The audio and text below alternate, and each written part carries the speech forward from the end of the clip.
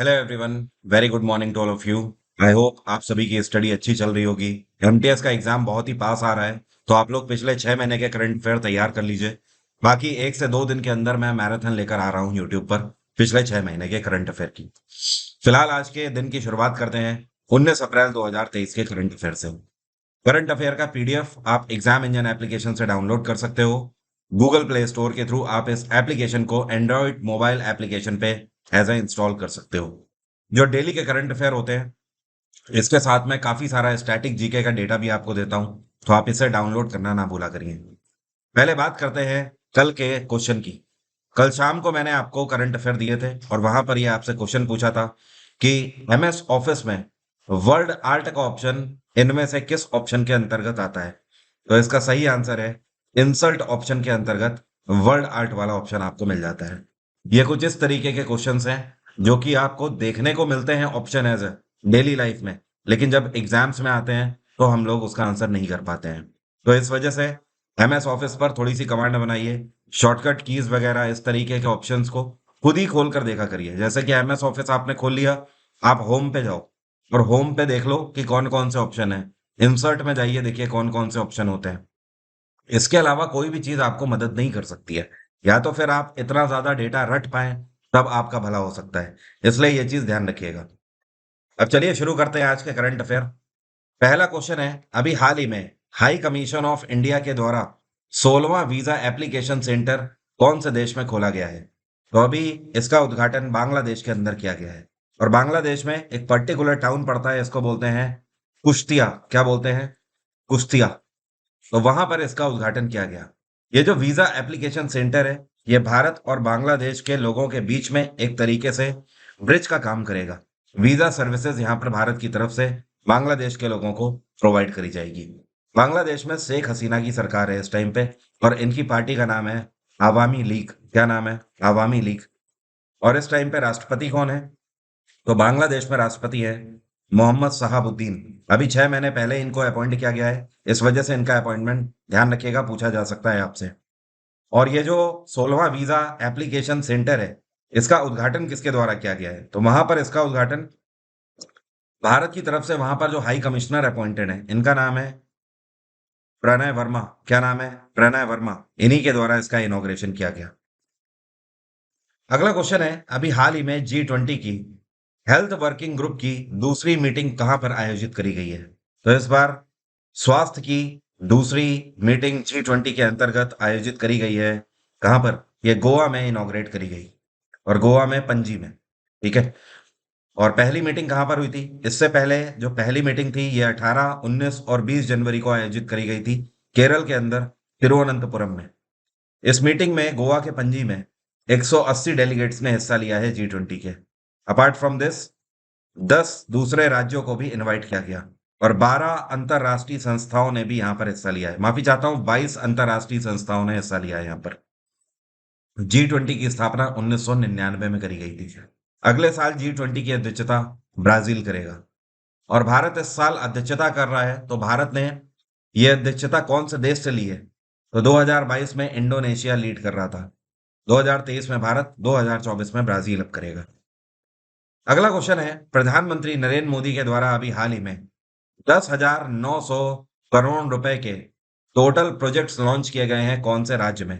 तो पीएम नरेंद्र मोदी अभी official visit पर थे आसाम की, और आसाम से इन्होंने 10,900 करोड़ के कई सारे मल्टीपल प्रोजेक्ट्स लॉन्च किए हुए हैं। और इन प्रोजेक्ट्स को डिफरेंट डिफरेंट क्षेत्रों से रिलेट किया जा सकता है। जैसे कि ब्रह्मपुत्र रिवर से बिजली बनाने के लिए कई सारे प्रोजेक्ट हैं इसमें। इसके अलावा मीथेनॉल प्लांट की स्थापना करी जाएगी। ठीक है। एंड कार्बन जीरो से रिलेटेड भी कई सारी योजनाएं हैं। रेलवे प्रोजेक्ट्स भी लॉन्च किए जाएंगे ईस्टर्न स्टेट्स में।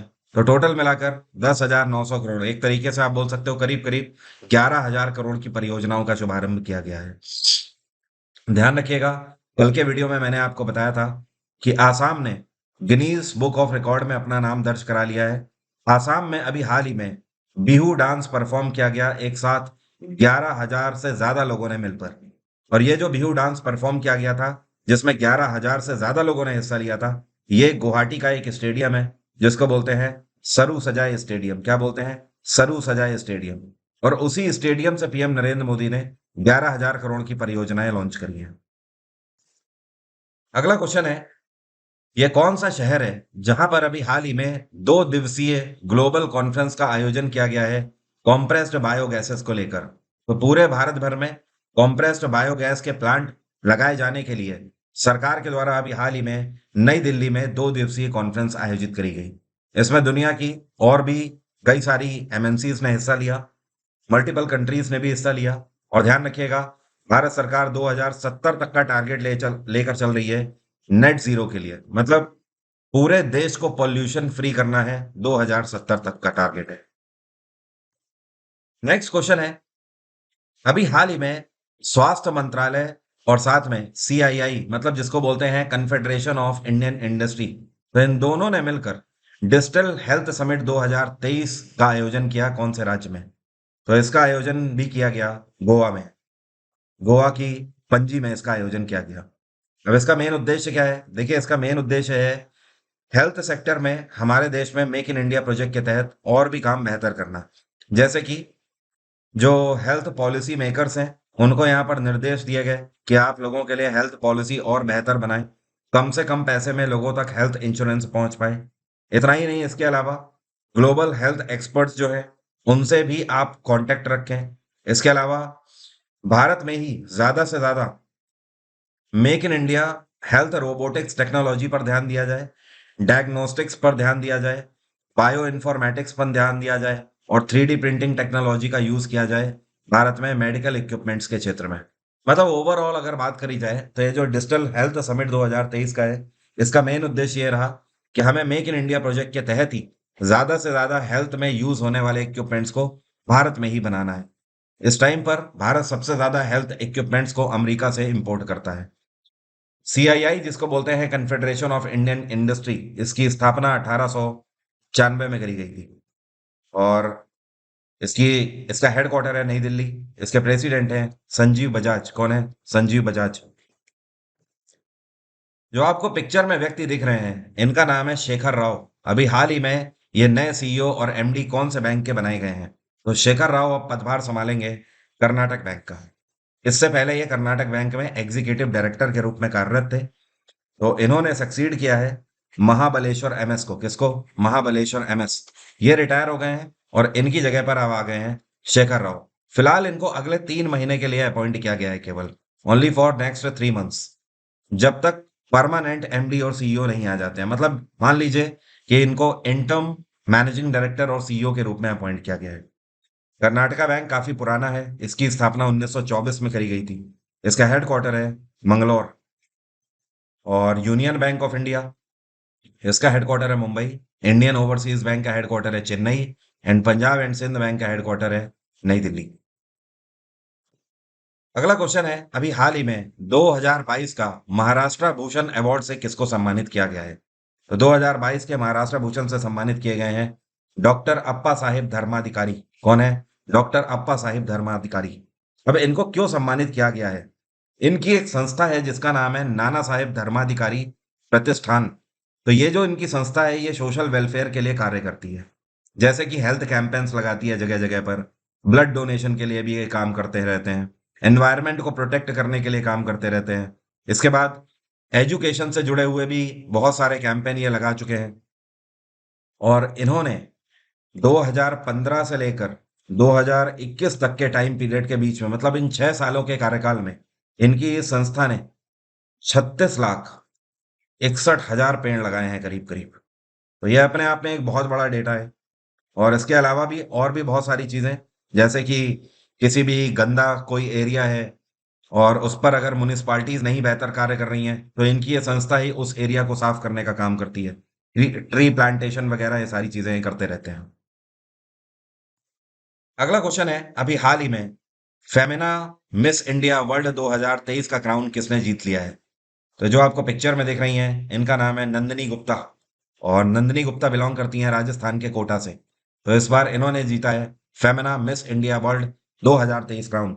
सेकंड नंबर पे कौन रही? तो जो यहाँ पर सेकंड नंबर पे रही हैं, इनका नाम है श्रेया पूंजा। यहाँ पर मैं लिख देता हूँ, श्रेया पूंजा। और पूंजा कहाँ से हैं? ये दिल्ली से है। और तीसरे नंबर पे जो रही हैं, इनका नाम ध्यान रखिएगा, स्टेरला लुवांग। यहां पर मैं लिख देता हूं, स्टेरला लुवांग। ये कहाँ से बिलोंग करती हैं? ये मणिपुर से बिलोंग करती हैं। ठीक है, तो ये टॉप 3 रही Femina miss India world crown 2023 में। नेक्स्ट क्वेश्चन है, प्रतिष्ठित सम्मान प्रवासी भारतीय सम्मान से किसको अभी हाल ही में सम्मानित किया गया है? तो भारत सरकार की तरफ से यह सम्मान, प्रवासी भारतीय सम्मान, ऐसे लोगों को दिया जाता है जो कि भारतीय मूल के हैं लेकिन दुनिया के किसी और देश में हैं और वहां पे जाके भारत का नाम रोशन कर रहे हैं अपने काम को करके। तो जो आपको पिक्चर में दिख रहे हैं, ये है राज सुब्रमण्यम। कौन है? राज सुब्रमण्यम। आपने एक कंपनी का नाम सुना होगा, फेडेक्स, और ये दुनिया की सबसे बड़ी ट्रांसपोर्ट कंपनीज में से एक है। तो जो राज सुब्रमण्यम है, ये फेडेक्स के प्रेसिडेंट हैं इस टाइम पे और सीईओ भी हैं। तो इनके उत्कृष्ट कार्य के लिए इनको प्रवासी भारतीय सम्मान से सम्मानित किया गया है। ध्यान रखिएगा, मैंने अभी आपको कुछ टाइम पहले बताया था, करीब 4 से 5 दिन पहले, फ्रांस की तरफ से Knight of the Legion of Honour से किस भारतीय को सम्मानित किया गया है? तो यह है किरण नादर। किरण नादर, यह फ्रांस का सर्वोच्च सम्मान है, Knight of the Legion Honour. अभी हाल ही में सेव द एलिफेंट डे कौन से दिन मनाया गया? तो हाथियों को बचाने के लिए अवेयरनेस कैंपेन चलाए जाते हैं इस दिन को, और यह दिवस मनाया गया 16 अप्रैल को। इस बार की थीम थी 2023 की, protecting elephants habitats for a sustainable tomorrow. और अगर आंकड़े की बात करें तो भारत सरकार का आंकड़ा यह कहता है कि 2017 से लेकर 2022 के बीच में भारत में टोटल अभी तक 348 हाथी मारे जा चुके हैं। मतलब इन 5 सालों के कार्यकाल में 348 हाथी, 350 हाथी मार दिए गए हैं भारत में, जिसमें से सबसे ज्यादा 80 हाथी जो कि मारे गए हैं ट्रेन एक्सीडेंट से, ट्रेन के आगे आ जाने की वजह से उनकी मृत्यु हुई है। इसके बाद जो सेकंड नंबर पे सबसे ज्यादा डेथ है, वो शिकार की वजह से है। तीसरे नंबर पे जो सबसे ज्यादा डेथ है, वो पॉइजनिंग की वजह से है। किसी ना किसी तरीके से लोगों ने ही जहर दे दिया है। तो यह अपने आप में काफी निराशाजनक बात है, जिसकी वजह से ये डे मनाया जाता है और लोगों में अवेयरनेस पैदा हो कि हमारे इकोसिस्टम के लिए जानवर कितने जरूरी हैं। अगर इंसान ये सोचता है कि वो खुद रह लेगा, जानवर ना रहे इस भूमि पर या इस इकोसिस्टम में, तो इंसान की ये बहुत बड़ी गलतफहमी है। अगर जानवर नहीं रहेंगे तो आप भी नहीं रह सकते हो। अगला क्वेश्चन है, सियाचिन दिवस अभी हाल ही में कौन सा दिन मनाया गया?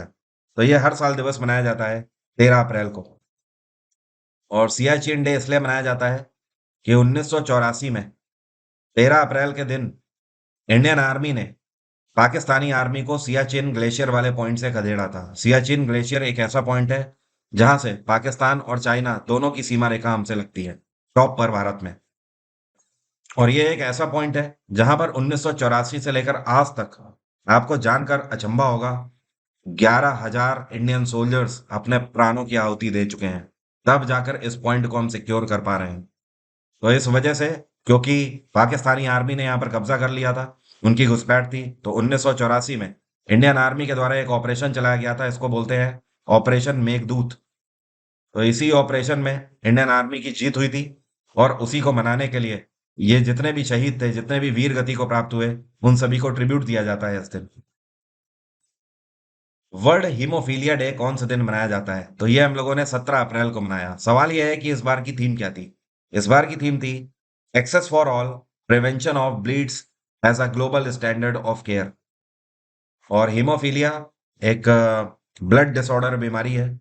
हीमोफीलिया एक ऐसी बीमारी है जिसमें आपकी बॉडी में अगर एक छोटा सा भी कट लग जाए तो उस केस में ब्लीडिंग बंद होना मुमकिन नहीं होता है। बहुत तेजी से ब्लीडिंग होती रहती है, खून का थक्का बंद नहीं हो पाता है। तो एक्चुअली होता क्या है, विटामिन के की कमी से प्लेटलेट्स की कमी होने लगती है, और अगर ब्लड में प्लेटलेट्स की कमी हो रही है तो जाहिर सी बात है खून का थक्का बन नहीं पाएगा। इसी को हीमोफीलिया के नाम से भी जाना जाता है। अब मेरा आज का सवाल आपसे, आप में से कितने लोग बता सकते हैं कि ये कौन सा यूरोपियन देश है जिसके अंदर ग्रीनलैंड को कंसीडर किया जाता है? मतलब आप ये बताओ कि ये कौन सा देश है जिसका हिस्सा है ग्रीनलैंड। कमेंट बॉक्स में लिखकर बताइए जल्दी से।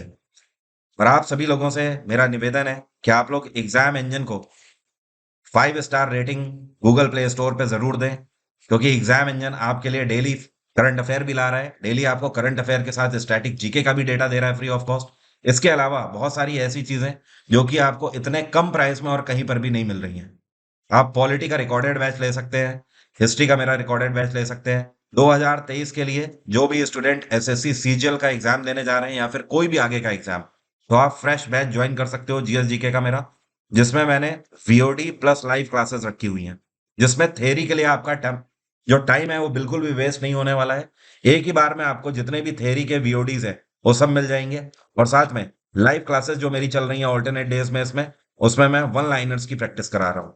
इस बार सिलेक्शन लेकर ही जाना है, बिल्कुल भी मौका नहीं छोड़ना है, क्योंकि वैकेंसीज इतनी ज्यादा अब नहीं आने वाली कभी। आज की बात यहीं तक रहेगी। Thank you so much. Have a nice day, take care, bye bye. आपका दिन मंगलमय हो।